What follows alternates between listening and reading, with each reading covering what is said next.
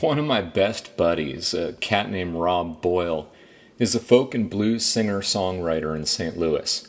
His work is out of this world, and he's an amazing dude. I recommend that you check him out. I've put links in the description below. Rob plays a lot of gigs, and he regularly does so with only an acoustic guitar and his personal PA. No other musicians, no studio tricks. He's out there solo in the spotlight with his instrument, his voice, and his musical vision. It's real and it's raw, and I'm always blown away by both his talent and his guts. Man, I dig Rob's approach, and I respect the limitations he places on himself in terms of gear and production. This idea of focusing on only the essentials really resonates with me, and I think this is why so much content on this channel has been about the Canon 5D Classic. I love that camera, and a big part of it is because through its limitations, more is required of me as a photographer than, say, with my Sony a7 III. The latter, with its amazing autofocus, dynamic range, and IBIS, has certainly saved my butt more times than I care to admit. The 5D is less forgiving, which makes it feel, well, more engaging. Engaging, you ask? Yeah, there's just something about the process of working within limitations that gets me jazzed up. Maybe the images feel more earned. Maybe there's something I dig about the learning and experimenting. Maybe both of those and more. Paging Dr. Freud, right? It's with the ideas of essentials and limitations in mind that I bought a Leica M Type 240 from a very cool photographer in California. And now that I've had it for about a month, I thought I'd tell you a little bit about my experience. And at the end of the video, I'll let you know if I plan to make this camera my main squeeze. In other words, to what extent will it take snaps from the 5D Classic and my Sony a7 III? Full disclosure for folks new to my channel, a full-frame Leica M has been on my wish list for a long time. Now, I've used different Leicas like the M8, the CL, and two Leica film cameras, the M2 and an R4, and I've taken a lot from those experiments. Each has helped me to clarify the bits and pieces on my wish list, and if I'm being fully candid, I acknowledge that those lists will continue to evolve. Look, it's absolutely possible that over time I'll learn something from the M240 that sets me on the path of another search. But let's just be where we are right now, shall we? Here's what I wanted in the summer of 2020. Number one, a Leica M. I just dig them. The history, the look, the build, I'm into the vibe. Number two, a live view option. This is important for a manual focus system, especially with lenses that have focal ranges outside of standard frame lines or that don't natively couple to an M rangefinder. Number three, full frame. I prefer the full frame look and the lack of conversion math. Number four, palm-friendly ergonomics. My hands are a certain size. Since I can't change that, I might as well find a body that fits them. So that's what led me to a M240. It's a 24 megapixel full frame Leica with live view. All the key boxes checked. As far as the other specs that may or may not matter to you, it has a single card slot and it is not weather sealed. This particular copy came with 5,000 or so clicks on the shutter and a bunch of cool extras, including the Leica EV2 electronic viewfinder and an official Leica hand grip. My all-in cost was $2,999. And what about glass?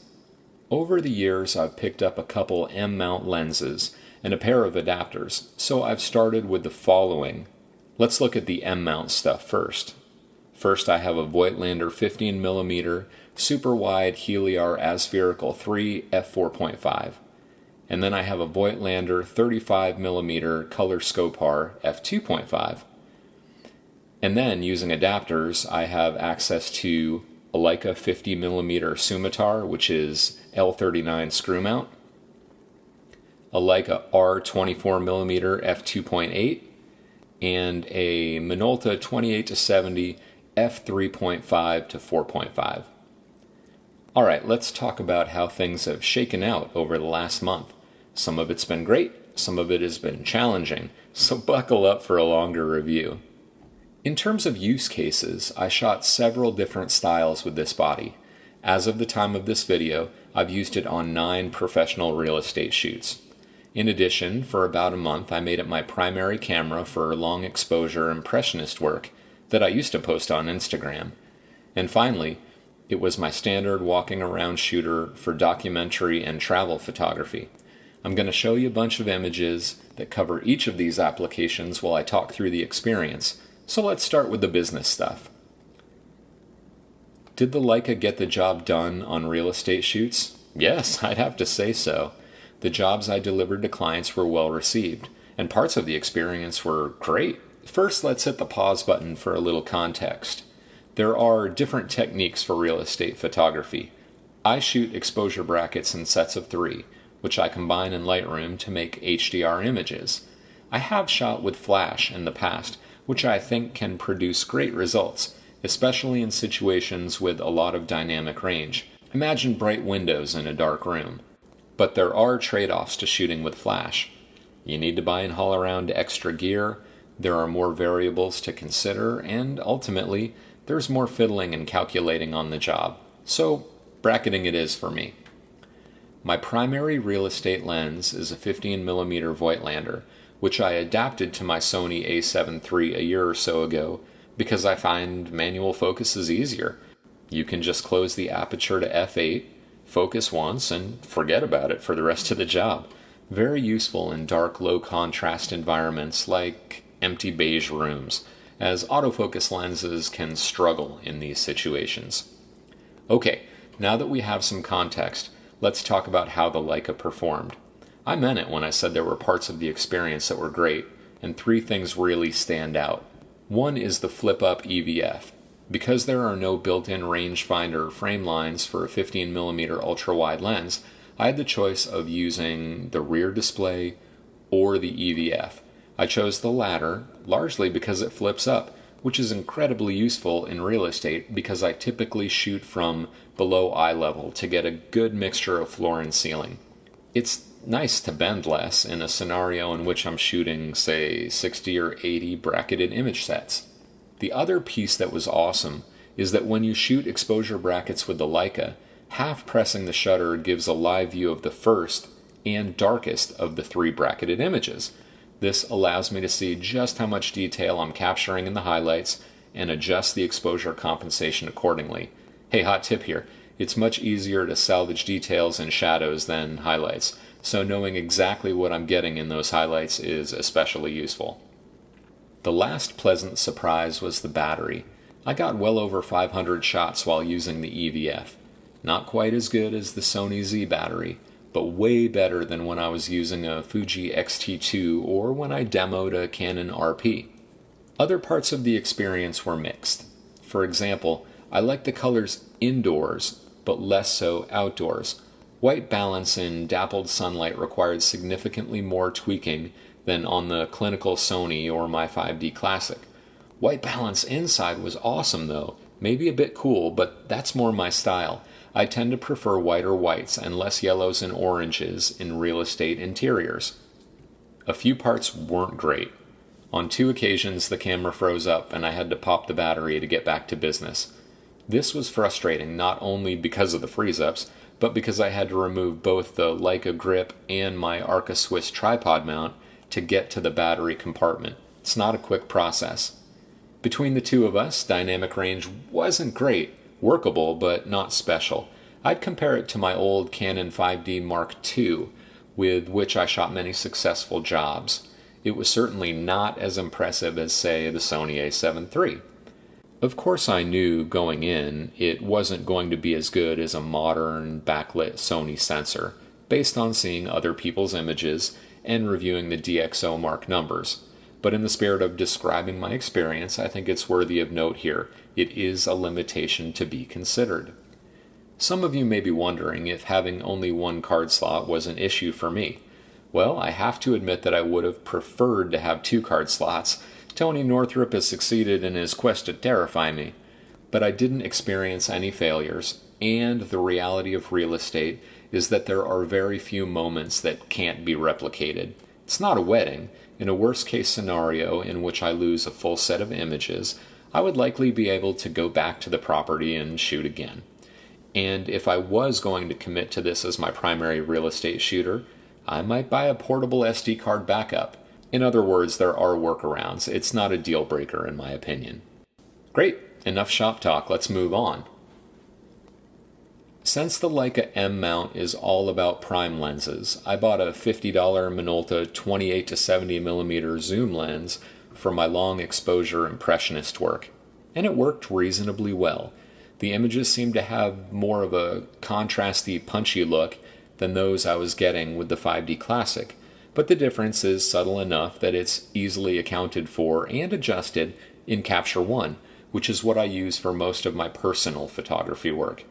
The act of capturing the images is a bit more of a challenge than it is with the Canon though. And here's what I mean. On the Classic, I can shoot at 1/10 of a second. The shutter is dead consistent, and 1/10 is more than enough time to crank the zoom for the desired effect. This means I can use most Canon zooms without filters, as f/22 at 1/10 of a second will work for all but the brightest conditions. On the Leica, however, I couldn't even get close to making it work at 1/10. My sweet spot, after much experimentation, was between 1/2 and 1 second, and even these shutter speeds have been tricky to nail down. In other words, images taken with the same settings would look significantly different, even when I felt like I was composing the same way and cranking the zoom at the same speed. There were certainly some happy accidents, but I won't pretend that I felt full confidence in what I was going to get on a shot-by-shot basis. Also, I definitely needed filters to make it work at those slow shutter speeds. Okay, you've been patient. This is where the 240 really shines. After a couple of weeks of retraining to shoot with my right eye, as I've been a left eye guy my whole life, I've been able to get into a solid groove, especially with my Voigtlander 35mm. It's such a compact package, and I really dig the focal length. I've even begun to develop a certain comfort level with zone focusing, which I had never tried before. And here are a few specific bits I really appreciate. Number 1, the ability to quickly choose between 5 user settings. I have a couple set up for real estate, one for black and white and another for long exposure. It's not buried in menus either, it's a first page feature. Number 2, a very usable auto ISO. I've been really impressed with this camera up to about ISO 2500, so I set that as my upper limit. I then programmed in 1/125th as my slowest shutter speed. So with the shutter speed dial on auto and the ISO on auto, there isn't much to think about outside of composition and focus. Does it drop below 1/125th sometimes? Sure. But at ISO 2500, I can generally get something that works, even inside. Number 3, the limited number of buttons. Most are clearly marked, and the ones that aren't are pretty easy to sort out. Every once and again, I accidentally hit the video button on top, but for the most part, it's an easy camera for me to wrap my brain around, which absolutely improves my shooting experience. I'm struggling to find an honest dislike. Would I like a lower profile, higher res EVF? Sometimes, sure. For example, I have a Leica M R 24mm that I really like, so I got an R to M adapter. But it's not coupled to the rangefinder, so live view or EVF is necessary. I've never really gotten into shooting from a rear display, and it's not a big deal to slap the EVF on, but it's also not especially high res. This makes the experience feel, well, pixelated and digital, which for me is at cross purposes with the Leica M run and gun vibe. So most times I end up sticking with the Voigtlander 35 and shooting my 24 Elmarit on Sony. Oh, and random issue, my collapsible screw mount 50mm Sumatar doesn't work on it. I get a no lens detected message with the M mount adapter I have. It's weird because it did work and pulled up frame lines on my old mid-century M2. Go figure. I think there's a workaround and I could probably just get a better adapter. but I also have this weird fear that I'll accidentally collapse the lens into the sensor or some other sensitive inside bit, so I don't consider this a real loss. I'll just save for a native mount lens. It's not a big deal. Okay, let's talk about some conclusions. Takeaway number 1, it's more versatile than I expected. Yeah, the M240 can do all the things that are important to me in 2020. Does it do all of them as well as most modern cameras? Nope, not in every context. That said, there are cases in which I fully intend to lean into the Leica, specifically travel and documentary photography. Really shines here, and it's a lot of fun to shoot relative to my other bodies. No surprise there, right? Well, maybe not, but there was one big surprise for me at least, my real estate photography experience. Maybe this is a good place to make a distinction between a baked-in limitation and an operational question mark. Limitations are things like this camera's dynamic range and the reality that it has a single card slot, but these can be accounted for and managed. The fact that it froze up multiple times is an operational question mark. Dependability and efficiency is a big priority for me in a volume business, so any issue that creates downtime is a problem I'm leery of dealing with on the daily. In the first draft of this review, I was of the mind that I would go back to my Sony for professional work. So last week I dusted the Sony off and used it for a shoot. Then I spent an extra 45 minutes trying to edit the colors to look like Leica colors. I think I've been spoiled by how well the 240 files work in Lightroom relative to what comes out of my Sony. In short, I get much better whites much faster with the Leica. And if I have to choose between significant minutes of extra editing if I use the Sony and a couple minutes of popping the battery out of the Leica, I'm leaning toward the Leica. So let's just say that I'm going to give the Leica an extended look as my pro real estate shooter. Incidentally, I think it's fun to be the real estate photog that shoots Leica M. I'm sure there are a fair few of us using the SL series, but I suspect the number of M shooters is relatively low, and I understand why given the limitations. I'm certainly going to put a lot of clicks on this body if I stick with it for a couple of years, but I bought it to use it, I suppose, so use it I will. One context in which it will get limited clicks is impressionist work. It absolutely can do the job, and I'm sure I'll use it occasionally in this application, but given my experience to this point, I just prefer the dependability and consistency of the 5D Classic. Classic is also weather sealed, which is useful in inclement weather. Takeaway 2. The ergonomics work for me. Probably not a real surprise here either, as this body design has been around since my grandfather was in diapers. But I think the classic design deserves a nod every once and again too. One of the preconceived notions I had been holding is this idea that a camera should be operable with one hand. Thus my race to find the smallest and lightest, with all buttons accessible with my right hand. In short, I just wanted to be able to lift the camera to my eye and shoot. That's not really possible with the 240 unless you're fully committed to zone focusing. Generally speaking, it's a two-hander on account of the focusing, but there's something in accepting that reality that takes away some time pressure. It's sometimes fun just to slow down. Alright, I could go on, but I think the better move would be to shoot a bit more and talk a bit less. My overall opinion is that this camera really is worth it in 2020. For me, certainly it is. I suspect it has a lot to do with the fact that what it lacks in bells and whistles, it makes up for in usability and image quality. There is something in its simplicity that's timeless. I suspect that's why so many people have chosen M cameras for so many decades. Okay, that said, my honeymoon with this camera is at or nearing its conclusion. I'm curious to see if any additional challenges or issues emerge. If and when they do, I'll be sure to make a note and report back. Hey, I appreciate you sticking around for this rather lengthy review. A friendly reminder, please do check out Rob Boyle's work. That dude is the cat's pajamas. Alright, happy shooting and have a great day.